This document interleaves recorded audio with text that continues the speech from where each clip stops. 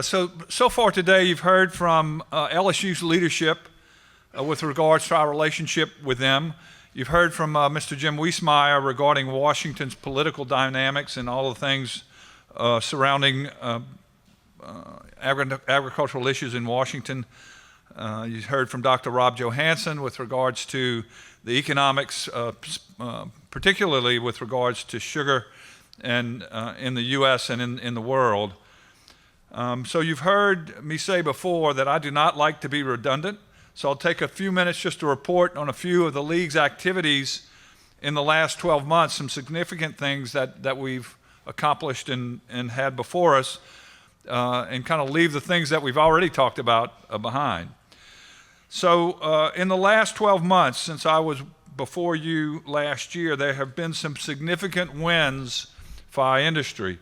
It seems as though, earlier in these morning sessions, there's always news that may not be so polite or friendly or fun, kind of on the downhill side, but I always like to try to focus on significant things that we've accomplished. And I'm here today to say that your American Sugarcane League has certainly had an impressive run over the last 12 months to get some significant things done. In keeping with our mission, our mission, the first stage and step of our mission is research-oriented.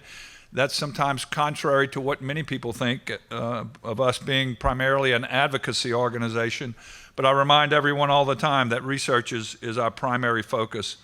On the research front, Dr. Paul White earlier talked about, Dr. Rich Johnson earlier, now our director at the research station, talked about the research work going on there, and particularly the construction of the new greenhouse and the office building, which is moving out to the research farm. The efforts that we make to get those kinds of things done, to use the money that you provide to advocate on our behalf, is certainly resulted in these kinds of improvements and buildings being made. As he mentioned, some 20 years ago, the effort started to try to get funds appropriated, and in the last 2 years, we were able to make that final step. The American Sugarcane League, through years of work and education and advocacy, was able to finally get, in the last 2 years, $45 million appropriated through the federal government for the construction of those facilities. Now that's significant, $45 million that we were able to get appropriated for the betterment of the USDA research facility. When it's completed, it will be without a doubt one of the premier sugarcane research facilities, not just in America, but in the world. It's a first-class place. Second, more on the advocacy side, the settlement of our lawsuit with the Department of Labor. A couple of years ago, we filed the suit, and finally, in August of this past year, we were fortunate to get a settlement from the U.S. Department of Labor. Now, all of us are familiar with the federal government and all the many lawsuits that are filed against the government on a routine basis, but to have some success that means significant dollars and to create an argument for the betterment of our industry that creates true savings for us is no small accomplishment. So that settlement that worked on our behalf was something that was significant, just not for Louisiana's cane farmers, but for every utilizer of the H-2B or H-2A program in America. Every farmer in America got the benefit of the actions of you and our organization. That's no small accomplishment and something that we should all be very proud of, to have a little sugarcane growing organization in South Louisiana pull something off that's to the benefit of every H-2A employer in America. We're constantly getting folks thanking us and complimenting us for our work, and I've suggested that maybe we should create a GoFundMe account to help us offset some of our legal costs. All in all, that cost us probably $500,000, which seems like a lot of money, but when you consider that action saved our industry some $25 million in wages this grinding season alone, is pretty significant. Reagan and his law firm were the benefits of some of our money, but they did great work for us and saved our industry a bunch of money to the benefit of every farmer in America. Third, our loan rate increase. You heard Dr. Johansson talk about that. It's about a 22.5% increase in our loan rate, and that doesn't just happen overnight. That's the result of constant educating on Washington and on Capitol Hill and in the Senate and in the House and at USDA and in all of the halls of Congress, in the committee rooms. We just got that done.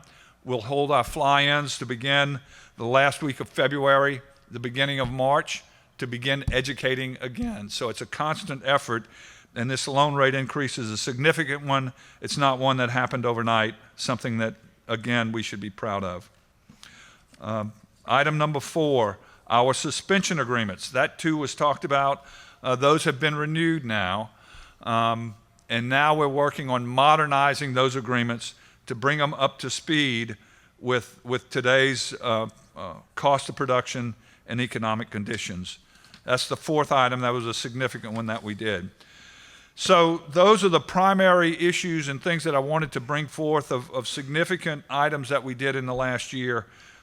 You've heard about the crop, a great crop, all of those kinds of things. So in an abundance of caution and not being redundant, I won't repeat all of those things. So in the arena of consultants and staffing inside of the league, I'd like to take a moment just to talk a little bit about the league and where we're positioned. We've engaged consultants over the years to represent us and represent our interests and help us along the way. And there are a few changes that we've made in the last 12 months that I'd like for everyone to be aware of. First, let me start with our state representation, Spradley and Spradley. I know Matt. Where's Matt? Matt's, there he is. Matt's over there. Many of you know, unfortunately, that Matt's father, Tom Spradley, passed away during the last half of the year. Tom has been with the league for years and years, decades in fact, well before my association with the league, probably some 30 years or so. He passed away in the last 6 months. Certainly a sad moment for us, but we're really fortunate that Matt has been in his stead and working with us for several years. So while Tom is no longer with us, we're pleased that Matt knows us well and has provided excellent representation for us in Baton Rouge, and we're very confident and happy that he'll continue to work in that capacity for us. Others that have joined us in the last year or so, Brian Bro. Brian's right here. We're really fortunate to have engaged Brian to help us primarily in the areas of crop insurance and guest worker initiatives. Brian has a whole library of information sitting on his shoulders, and we're very fortunate that we're able to utilize Brian and call on him when needed. So glad that Brian is working with us in a consultancy relationship. Finally, our long-term Washington representative, Jack Pettis. Jack is, Jack's sitting back in the back there. Jack's tenure with us dates back some 20, almost 25 years or so, even before my tenure with the league. Jack has been just a stalwart for us, worked diligently, very bright. The folks at the American Sugarcane Alliance have often said that Jack often asks the kinds of questions that most people don't want to answer. So, but he's really helped us a bunch. He's helped every beet and cane grower in America. There'll be opportunities for us to more appropriately recognize Jack in the future. He'll remain engaged with us through the summer months of this year. And that leads us to our new Washington representative, Jamison Cruz. He's been on board with us for about 6 months or so, since last June. He's a quick study. He's fitting in quite well with our industry.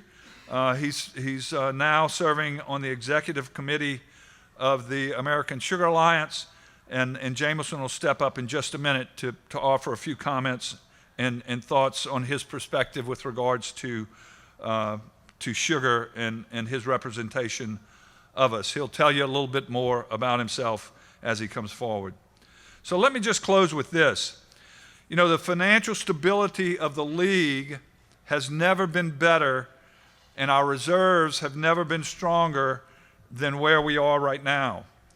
And that strength allows us to conscientiously act on opportunities and to react to problems that we're faced with. So we're not limited by financial constraints.